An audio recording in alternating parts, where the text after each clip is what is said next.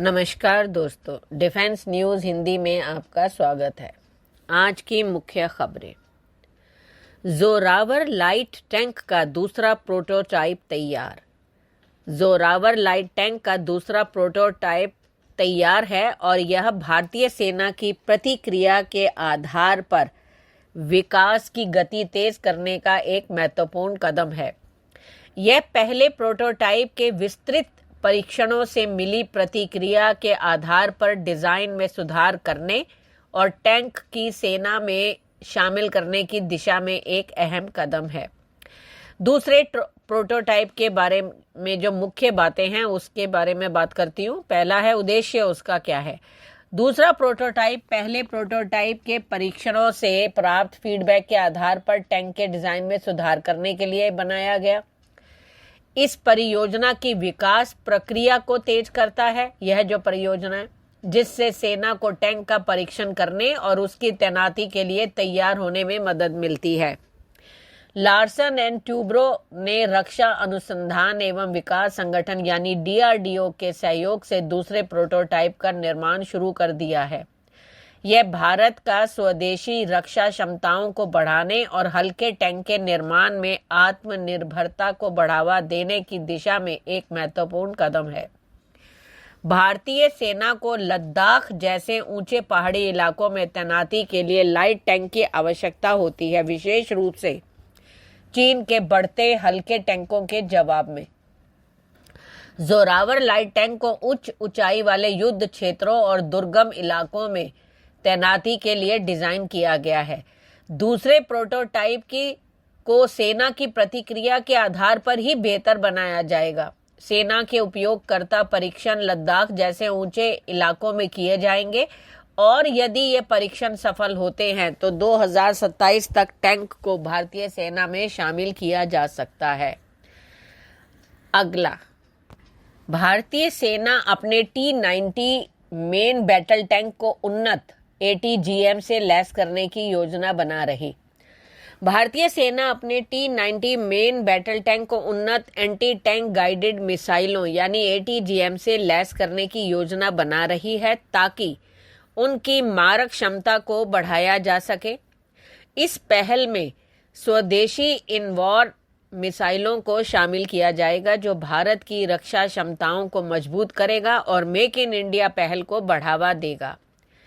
भारतीय सेना अपने T-90 टैंकों को आधुनिक ATGM से लैस कर रही है जिससे उनकी मारक शक्ति में वृद्धि होगी।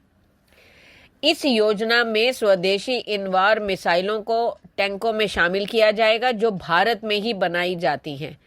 इन मिसाइलों से टैंकों की परिचालन तत्परता बढ़ेगी, खासकर चीन के साथ लगती पश्चिम और उत्तरी सीमाओं पर। इसका उद्देश्य टैंकों की प्रभावशीलता को बढ़ाना है ताकि वे आधुनिक बख्तरबंद खतरों से निपट सकें। यह पहल मेक इन इंडिया और स्वदेशी रक्षा निर्माण अभियान का एक महत्वपूर्ण हिस्सा है। अगला, LCH प्रचंड हेलीकॉप्टर को DIRCM और OAS मिलेगा।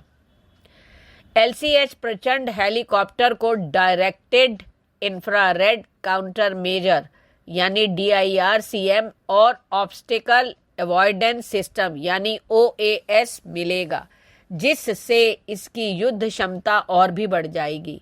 DIRCM हीट सीकिंग मिसाइलों से सुरक्षा देगा जबकि OAS पायलटों को बाधाओं जैसे पहाड़ियां और बिजली की लाइनों के बारे में चेतावनी देगा, खास करके रात के मिशनों में। ये बात नोट कर लें, रात के मिशनों के लिए।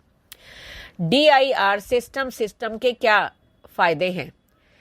DIRCM सिस्टम हीट सीकिंग मिसाइलों को बाधित करने के लिए लेजर का उपयोग करता है जिससे मिसाइलें हेलीकॉप्टर से लॉक खो देती हैं और पारंपरिक फ्लेयर्स के विपरीत यह लेजर ऊर्जा पर निर्भर करता है जो लगभग असीमित ऑपरेशन समय प्रदान करता है। यह सिस्टम स्वचालित रूप से काम करता है जिससे पायलटों को खतरे से निपटने के लिए समय मिलता है और मैन पावर कम होती है। इसके फायदे क्या हैं OAS के। OAS जो है वो पायलटों को रियल टाइम अलर्ट और विजुअल संकेत देता है जिससे वे बाधाओं को देख पाते हैं। यह पायलटों के वर्कलोड को भी कम करता है जिससे वे मिशन पर अधिक ध्यान केंद्रित कर पाते हैं। इससे दुर्घटनाओं में कमी आती है और पायलटों को सुरक्षित संचालन में मदद मिलती है। यह भारत के स्वदेशी रक्षा उद्योग को बढ़ावा देगा और आयात पर निर्भरता कम करेगा। यह सिस्टम LCH प्रचंड को ऊंचे और जटिल पहाड़ी इलाकों में प्रभावी ढंग से काम करने में सक्षम बनाएंगे। अगला, भारतीय नौसेना के TED-BF में स्वॉश प्लेट टेक्नोलॉजी। भारतीय नौसेना के फाइटर एयरक्राफ्ट TED-BF यानी twin engine deck based fighter में स्वॉश प्लेट टेक्नोलॉजी के उपयोग के संबंध में कोई भी सार्वजनिक जानकारी उपलब्ध नहीं है। यह एक 5वीं पीढ़ी का लड़ाकू विमान है जिसमें स्टेल्थ तकनीक शामिल करने और आंतरिक हथियार खाड़ी यानी इंटरनल वेपन्स बे का उपयोग करने की योजना है, लेकिन स्वॉश प्लेट के बारे में विवरण नहीं दिया गया है। जबकि TED-BF के मुख्य बातें क्या हैं? यह विमान भविष्य में भारतीय नौसेना के पुराने MiG-29 के जेट की जगह लेगा। इसे 4.5 पीढ़ी से शुरू करके 5वीं पीढ़ी के लड़ाकू विमान के रूप में विकसित किया जा रहा है जिसमें स्टेल्थ तकनीक शामिल की जाएगी। ये ADA द्वारा यानी एरोनॉटिकल डेवलपमेंट एजेंसी द्वारा तैयार किया जा रहा है। इसका डिज़ाइन जो है CDR जो है क्रिटिकल डिज़ाइन रिव्यू जो है वो 2025 की शुरुआत में पूरा होने की उम्मीद है। इसमें स्टेल्थ फीचर और आंतरिक खाड़ी को शामिल करने की योजना है। संक्षेप में, स्वॉश प्लेट एक प्रकार की तकनीक है जिसका उपयोग कुछ रोबोटिक आर्म्स और अन्य मशीनों में होता है, लेकिन TED-BF फाइटर एयरक्राफ्ट के डिजाइन में इसके उपयोग के बारे में फिलहाल कोई आधिकारिक जानकारी सार्वजनिक नहीं है। अगला, भारतीय नौसेना को मिला पहला स्वदेशी 3D air surveillance radar. Tata advance system limited ने स्पेन की डिफेंस कंपनी इंद्रा के साथ मिलकर भारतीय नौसेना के लिए पहला 3D air surveillance radar Lanza N commission किया है। यह राडार एक भारतीय नौसेना के युद्धपोत पर लगाया गया है। यह भारत की रक्षा आत्मनिर्भरता की दिशा में एक बड़ा कदम है। लांजा एन राडार क्या है? लांजा एन इंदिरा का लांजा 3D रडार का नौसैनिक संस्करण है जो दुनिया के सबसे advanced long range air defence और एंटी मिसाइल रडार में से एक है। यह रडार हवा और सतह दोनों के लक्ष्यों को 3D में ट्रैक करता है। इसकी रेंज 254 नॉटिकल माइल्स लगभग 470 किलोमीटर है। यह drone, supersonic fighter jet, anti radiation missile और नौसैनिक प्लेटफॉर्म को पकड़ सकता है।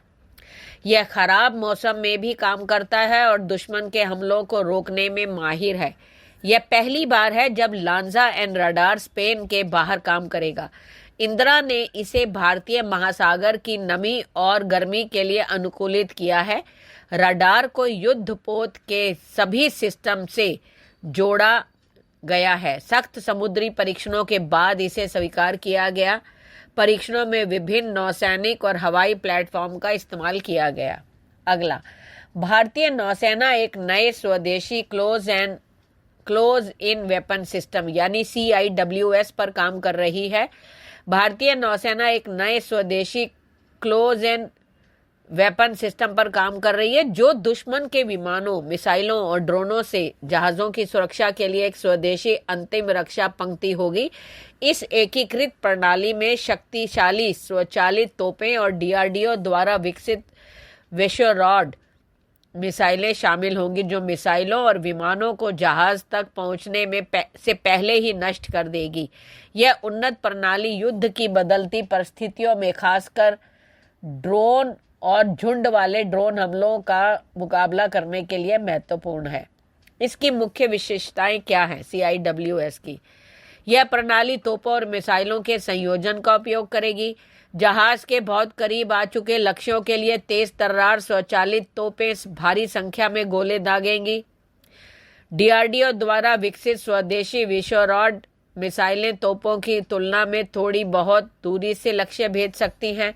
यह प्रणाली जहाज के लिए एक रक्षा कवच का काम करेगी और दुश्मन के हवाई और मिसाइल जहाज हमलों को जहाज पर पहुंचने से रोकेगी।